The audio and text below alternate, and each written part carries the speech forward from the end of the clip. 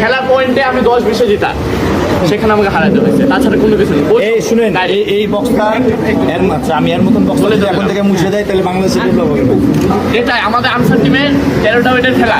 সকাল মানে প্রথম দিন থেকে যে কয়টা খেলা হচ্ছে, ফার্স্টে ওরা হেডবাট করছে, মানে মাথা দেয়, সেটা হতেই পারে, খেলাতে স্বাভাবিক হেড লাগতে পারে, বাট যেগুলো খেলা 10-20, 15-20 মানে আনসার করে মুছে দিতে চায়। এক কথায় আনসারে কোনো এখানে কোনো কিছু রাখবে না, ওরা আনমিখে দিয়ে সব কিছু কন্ট্রোল করাবে। বাংলাদেশ আনসার যদি না থাকে, বক্সিং ফেডারেশন বন্ধ হয়ে যাবে। বক্সিং ফেডারেশনকে সার্ভিস দিয়েছে বাংলাদেশ আনসার। যে কটা ইন্টারন্যাশনাল গোল্ড আছে, 10টার ভিতরে 6টা বাংলাদেশ আনসার। তারপর কিভাবে ওরা বলে যে কিভাবে সম্ভব হয়?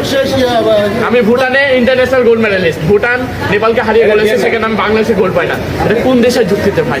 সামনে নাকি আমাকে সাব গেমস খেলাবে, তাহলে এই বিচারটা কিভাবে বলবো? আপনারা এটা তুলে ধরেন। কি নিয়ে আমরা খেলতে আসবো, কি নিয়ে? যদি আমাদের ফিউচারে না থাকে, আমরা যদি ন্যাশনাল গোল্ড না পাই, আমরা এখানে আসবো কি নিয়ে ভাই? ট্রাইনেশন ছিল না ফাউন্ডেশন ছিল, যেটা ভুটানেরটা ট্রাইনেশন না ফাউন্ডেশন? এটা ফাউন্ডেশন। আপনার ইভেন্টে ফাউল না ইভেন্টে